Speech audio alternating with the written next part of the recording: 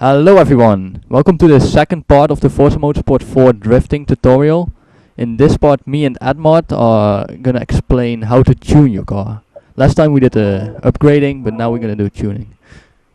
So let's go to tuning. Alright, hi everybody. Right, Edmard, you are very good at explaining how to tune a car, so start off with the tires. Okay, so we're going to talk about tyres now.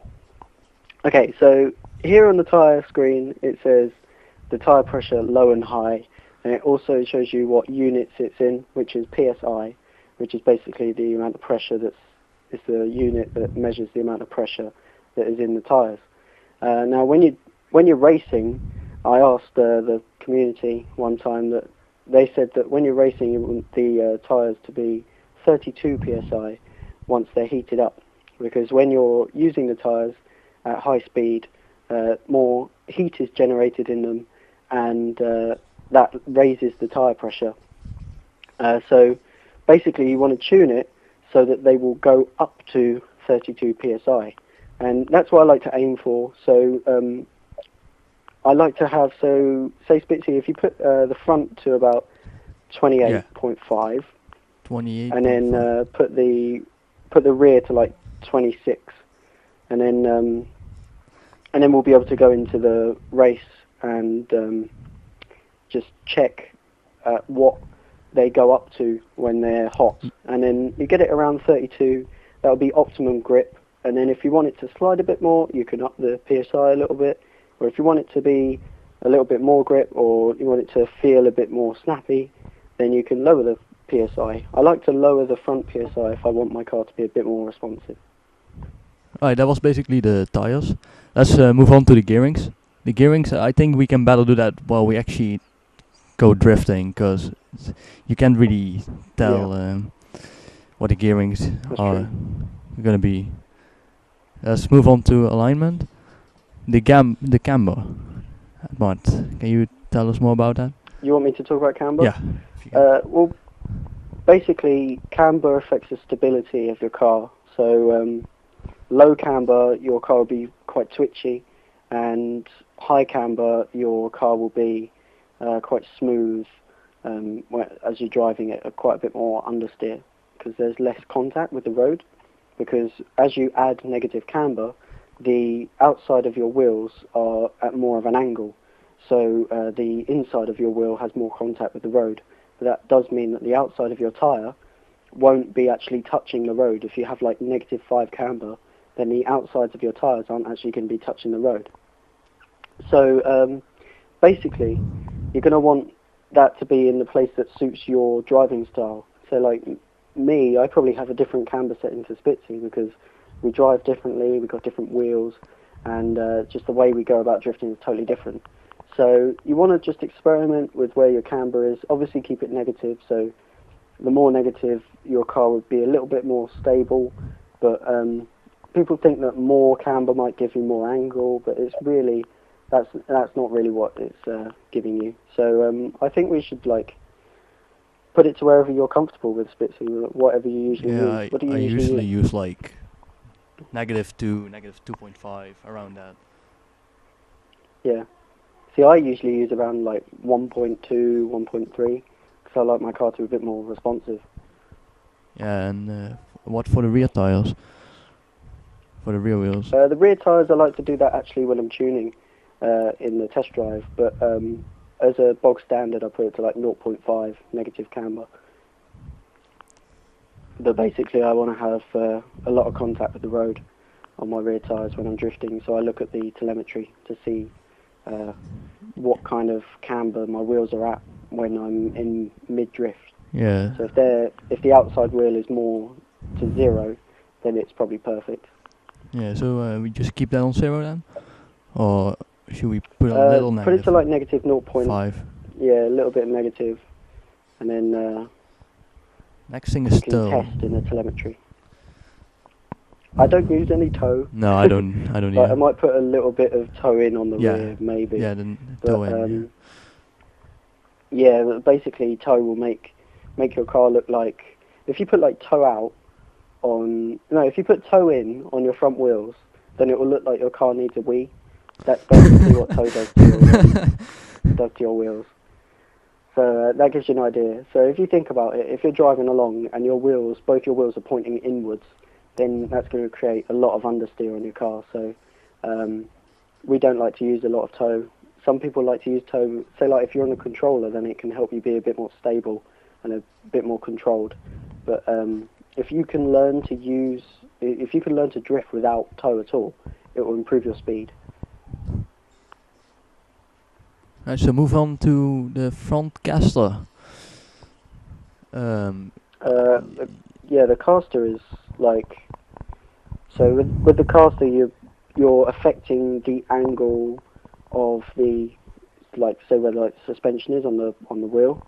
So if you look at a motorbike, the caster on that is quite a lot because the suspension is like quite an angle to the wheel, and so when you turn a motorbike wheel, the camber of the wheel, so like if you imagine yourself turning the handlebars of your bike all the way to the right, and the wheel would then be at quite a slant to the road, whereas if you're on like a bike which had its axle pointing straight up, so the handlebars are right above the wheel, then there won't be much of an angle, and that is basically what you're doing when you're doing caster. So if you have lots of caster, then it will create more angle with the road when you have your wheels turned all the way. So if you turn your wheels all the way to the right, then and you've got like 7 degrees of caster, then your right hand front tyre will get lots of positive camber, and that in effect will make your car a bit more responsive. And so I like to have lots of caster, so I get like quite a lot of positive camber on my front wheels when I'm drifting, but just one of the front wheels, so the other one's going loads of negative. And then the other one of them's going loads of positive, one of them's going loads of negative. And that gives me lots of responsiveness and like snappy transitions and lots of fun. And some people like it a bit more controlled, so they'll lower the caster. So again, it's up to you, and also it affects the amount of camber that you're using then when you're drifting. So obviously you have to tune that when you're tuning with the camber as well. So keep that in mind. Yeah, just leave that stock for now, and then we will adjust it while we going into the drifting bit. Yeah. Anti-roll bars. Anti-roll bars. Yeah, you're the tuning expert. I'm not really good at explaining those things, so I think I will give you the word. Again, so like anti-roll bars, you just got to imagine like how you want your car to transition.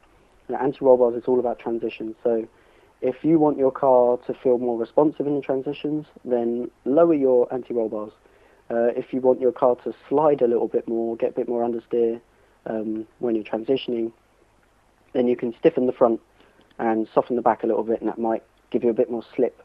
But basically, it also depends on your driving style and also what steering setting you're using in your difficulty settings. So like if you're using simulation steering, then you might not want to change the anti-roll bars as much as if you're in normal steering. So if you're using normal steering and you want to get snappy transitions, soften your anti-roll bars quite a bit. But if you're using simulation steering, then obviously you're already going to have snappy transitions, so you might want to stiffen them a little bit to make them a bit more controllable. Again, it's up to you, it's up to your driving style, it's up to how you want your car to feel. But basically that's what's going to happen when you change them. And you just got to make an educated guess as to what it is, and then just see how it feels. It's not something you can feel a lot of. If you really want to feel what kind of change you can make, then lower them all the way to the bottom, and then stiffen them all the way to the top, and then see how it changes, and then base what you're going to do on that. Yeah. So you want to just leave them stock for now, or you want to adjust them a little bit? Just where you've got them right now, it looks okay actually. Yeah. Alright. That looks alright. That's about what I would do. Alright. Let's move on to the springs. Again, you want me to? Yeah, if you can do that. Springs? Okay, so the springs stiffness, the top settings that we've got here, are basically the amount of springiness in your suspension. So if they're really stiff, then your suspension is going to be quite bouncy, but if it's really soft, then your suspension will like wallow around like an elephant. So if you had really soft springs and then all your other all your damping settings were really stiff, your car's suspension would move really slowly. But if you had your springs really stiff and you had your damping settings really soft, then your car would be really, really, really bouncy. So basically, you want to get your spring settings to a level where the front is responsive, so the front setting will be as to how kind of responsive it feels to change of direction and things like that.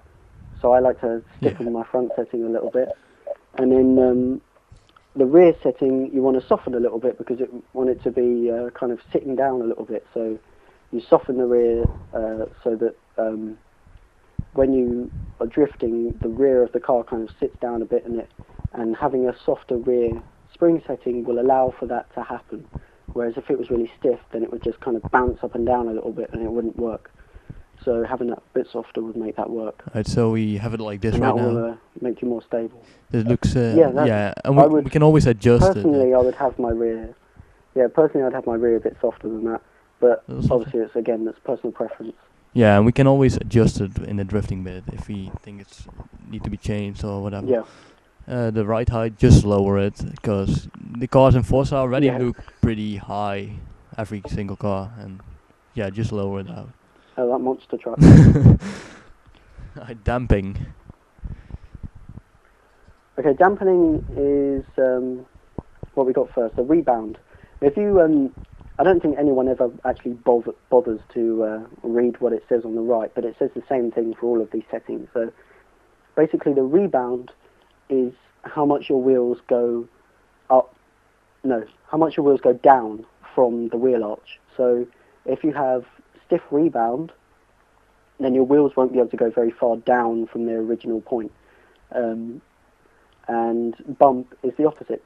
Having a soft bump setting will allow your wheel to go far up into the wheel arch.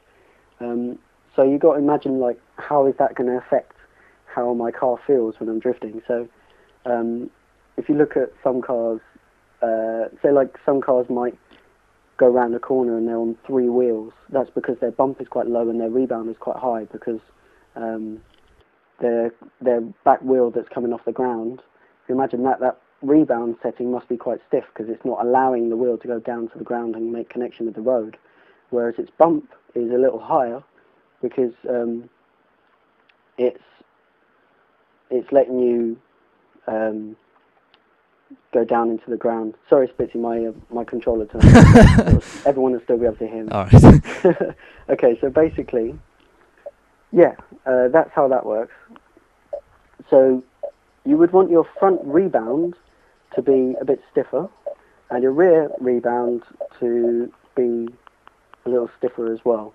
I like to just stiffen both of those a little bit, so that it kind of like, it allows you to kind of be responsive when the car goes over bumps and things like that, because it won't allow the wheels to like go all jiggly, basically. It's kind of hard to explain what they do, but I think I kind of explained it. So the bump stiffness, I like to have my rear really soft so that the rear end of the car sits down and it will be able to really sit into the drift, and that feeling is something that I like when I'm drifting. I like my car to sit down into the drift and the rear end to like almost hit the floor. And that, for me, it allows a bit more stability. And then when you're going through transitions, the rear end of the car lifts up a bit and you gain a bit of grip and you get a bit of quicker transition. So yeah, where you've got it now, Spitzy, looks pretty good. Let's just keep it there, and then we can always adjust it in the drifting bit as well. The arrow, we can change anything on that. That's only for the Forza arrow, which we don't use. No. Braking, I usually just keep it stock. Feels good. Yeah, but the braking, a lot of people keep it stock actually, but what you need to know is basically the braking pressure is up to you. Basically, it just tells you, like, if you have high braking pressure, then it will make it easier to lock up your brakes. But braking force, where it says balance, if you have it towards the rear, then when you lock up your brakes, you will gain more angle. If you have it towards the front and you lock up your brakes, you will lose your angle. So it's up to you how you want to use your brakes. So like me, in that, whenever I do a backwards entry, I might lock up my brakes because that slowly gives me a bit more angle. It's a very controlled way of getting more angle because I have my brakes slightly towards the rear. Right. But again, that's personal preference. It's up to you, however you want your brakes to act. So yeah. Right, let's move on to differential. The last bit. Okie doke. Differential. I'll send Spitzy a link to a video that explains exactly how differential works, and it's really hard to explain. Like, it's all these cogs and gears, and it'll explain to you how a differential works, and then you'll be able to kind of think about what's happening when you're drifting. But basically, it's the amount of different speeds that it will allow your wheels to go in. It only affects the rear wheels though, so if you have a low differential setting, then it will allow your wheels to move independently almost from each other. So obviously during acceleration and decelerations, whether or not you're on the throttle. So if we have a high acceleration setting, then both the wheels will be spinning at the same rate, and that will allow for our car to be more controlled. But I think it lowers your speed a little bit, but I still like to have my acceleration setting quite high, and then deceleration setting also quite high, but not quite as high, because I like... Yeah, put mine on like 85 and like 70. Yeah. Yeah, that sounds good actually. Because if you think about it, if the deceleration's a bit lower, then when you transition and you come off the gas, then the wheels can move a bit more independently, and then it will allow your car to rotate a bit more, so you can have snappier transitions, which is always good. Right. So what are we doing now? Yeah, that was basically it, and you will find that link in the description, by the way. So, but that was basically the tuning bit, and yeah, thanks for watching, and you will see pop up the next part very soon as well with the drifting. All right, cool. Right, bye.